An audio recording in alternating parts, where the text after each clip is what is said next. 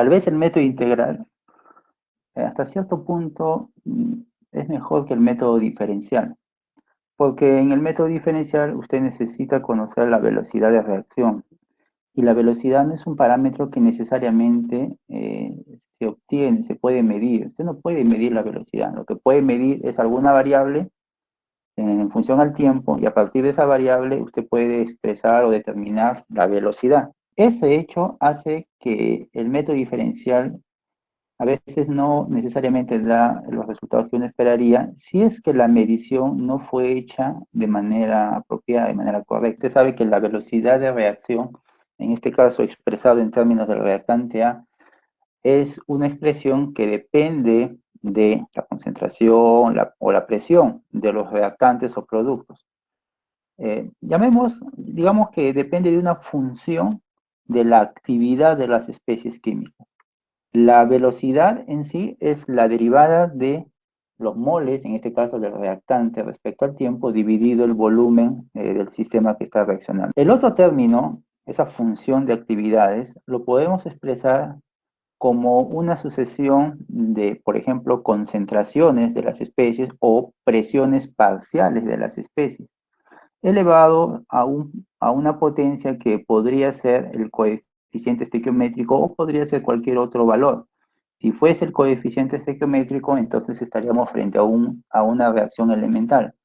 Si las potencias de esas concentraciones no son los coeficientes estequiométricos, entonces estamos frente a una reacción no elemental.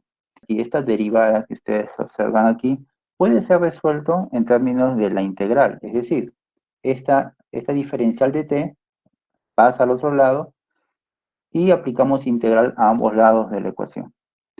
Eso lleva a que el lado derecho pues simplemente tendremos la constante cinética por el tiempo, mientras que todas estas expresiones de concentración o de presión pasan a dividir y tendríamos la integral de todo esto. Noten que el volumen está dentro de esta integral, porque aquí estamos considerando que no necesariamente el volumen es constante. Podría ser constante, como podría también no serlo. Si esta función de actividades lo expresamos en términos de concentración, como está aquí, tendríamos esto.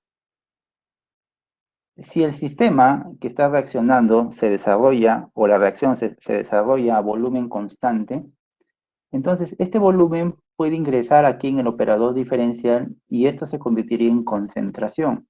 Y tendríamos la integral de la inversa de esta función con respecto a la concentración, sería la concentración de A, evaluado desde una concentración inicial hasta una concentración final. Si usted resuelve esa integral en términos de concentración, entonces usted podría determinar el valor de la constante cinética. Si el volumen no es constante en el sistema, entonces aquí sí ya no podemos hacer esa operación de ingresarle en el operador diferencial. Si el volumen del sistema que está reaccionando permanece constante y el modelo cinético que usted propone para el conjunto de datos experimentales es de orden cero, es decir, es de este tipo, la velocidad de reacción es igual a una constante, entonces si usted reemplaza esta expresión aquí, el resultado de la integral, pues le va a salir esto. Si es que lo expresa en términos de concentración. Si lo expresa en términos de conversión, el resultado es este. Pero si el modelo cinético es de primer orden, o usted propone un modelo cinético de primer orden, entonces la solución de la integral de la velocidad de reacción lo va a llevar a esta expresión en términos de concentración, o a esta otra expresión en términos de conversión.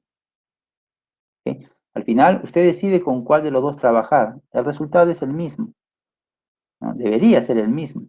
Usted puede trabajar en términos de concentración o puede trabajar en términos de conversión. Si el modelo cinético a utilizar es de segundo orden, como el que está aquí, entonces la solución de la integral lo va a llevar a esta expresión que está acá. ¿Okay? Este es para un modelo de segundo orden en términos de la concentración y en términos de la conversión es el que está aquí. Si el modelo es de orden n, donde n es diferente de 1, entonces la solución de esa integral lo va a llevar a esta expresión en términos de concentración o a esta expresión en términos de conversión. Se podría postular más modelos. Estos son los modelos usuales, ¿no? El de primer orden, el de segundo orden, el de orden n, pero podrían haber más modelos. Por ejemplo, aquí hay un modelo en donde la velocidad de reacción depende de la concentración tanto de A como de B. Esto seguramente es para una reacción en donde pues hay dos reactantes. Y esto, una vez que usted tiene la expresión integrada de la velocidad de reacción, ¿cómo es que se debe utilizar para obtener, en este caso, la constante cinética? A ver, vamos a suponer que usted tiene datos experimentales de este tipo. Tiempo versus concentración, no importa ahorita las unidades, ¿ya? Vamos a suponer que sean minutos. Y la concentración, que es concentración molar. Ya, dos cosas. Primero, el modelo en sí, es decir, es de primer orden, de segundo orden, de tercer orden, es de orden n, el modelo. Y dos, ¿cuál es el valor de la constante cinética? O el valor del orden de reacción, dependiendo. Eso es lo primero. Entonces, lo que uno tiene que hacer es primero proponer un modelo. Y eso se puede hacer si es que usted grafica los datos. Cuando uno grafica los datos, más o menos se puede dar cuenta de qué tipo de modelo es. Usted proponga un modelo. Por ejemplo, lo primero que uno va a hacer es proponer el modelo de primer orden, pues es el modelo más sencillo.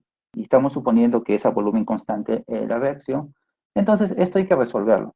Y la solución, por el método integral, lo va a llevar a esta expresión o a esta expresión que está aquí, dependiendo de cómo usted quiera trabajar. Si usted se fija en esta ecuación que está aquí, si observa, el término que está a la izquierda, que es el menos logaritmo de la concentración sobre la concentración inicial, es un término que puede ser fácilmente calculado a partir de estos datos. ¿Cuál es la concentración inicial? 0,8, pues es la primera concentración cuando el tiempo es igual a 0. Y acá está la concentración inicial. Entonces yo puedo calcular todo este término, ¿sí? Usted podría calcular todo ese término. Y el tiempo, bueno, el tiempo también lo tiene acá. ¿Se da cuenta que esta es la ecuación de una recta? Donde todo esto es y, la constante cinética es la pendiente y el tiempo vendría a ser x. Eso significa que yo puedo obtener el valor de la constante cinética haciendo un procedimiento de regresión lineal a partir de estos datos. Por supuesto, a partir no de la concentración, sino a partir del menos logaritmo de la concentración sobre la concentración inicial. A partir de eso yo podría hacer un procedimiento de regresión. Eso significa entonces que usted va a tener que construir una tabla en donde va a tener que calcular el menos logaritmo de la concentración con respecto a la concentración inicial. ¿Se da cuenta? ¿Y cómo obtengo estos valores? Pues a partir de estos datos, pues. Donde la concentración inicial solamente es 0,8. Este dato no va a cambiar, este va a ser constante, porque es la concentración al inicio. El que va a ir cambiando va a ser la otra. 0,8, 0,6, 0,5, y de esa manera va a obtener estos valores. ¿Se da cuenta?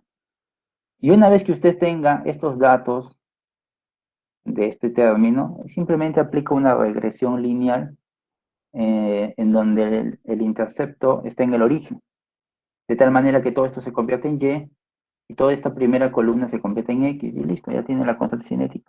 Y para saber si el modelo era correcto o no, tiene que evaluar el grado de ajuste, o sea, el r cuadrado. Y si el ajuste es bueno, significa entonces que el modelo de primer orden era el correcto. Ahora, si usted no quiere trabajar con la concentración, sino usted prefiere trabajar con la conversión, o vamos a suponer que sus datos experimentales son tiempo versus conversión. Bueno, si su data es tiempo versus conversión, entonces ahí usted tendría que optar por la otra ecuación que está aquí. Y eso implica que tendría que primero calcular esto, el menos logaritmo de 1 menos la conversión.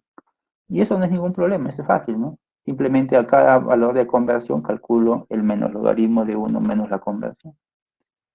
Y luego hago el cálculo de todos estos datos y luego ya puedo, mediante una regresión lineal, puedo pues obtener el valor de la constante cinética que está aquí, ¿no? Donde esto vendría a ser y esto vendría a ser x. que decidimos trabajar con concentraciones. Si usted hace un gráfico del logaritmo, del menos logaritmo de la concentración con respecto a la concentración inicial versus el tiempo, bueno, sería cuestión de resolver esto, los datos le van a salir así.